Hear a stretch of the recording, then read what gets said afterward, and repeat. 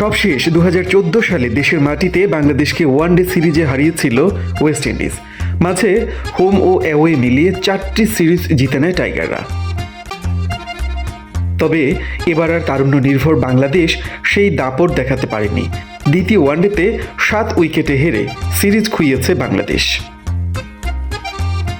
Saint কিটসের Warner পার্কে দ্বিতীয় ওয়ানডেতে বাংলাদেশের দেয়া 227 রানের টার্গেট 36.5 ওভারেই টপকে যায় ওয়েস্ট ইন্ডিজ।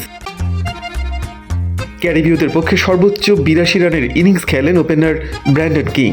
আরেক ওপেনার এভিন লুইস 49 ও কেসি কার্টি 45 রান করেন। বাংলাদেশের হয়ে একটি করে উইকেট নেন রিশাদ হোসেন, নাহিদ রানা ও আফিফ হোসেন।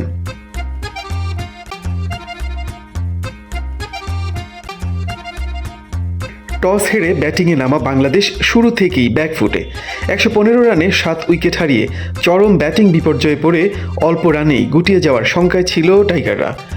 সেখান থেকে হাল ধরেন মাহমুদুল্লাহ রিয়াদ।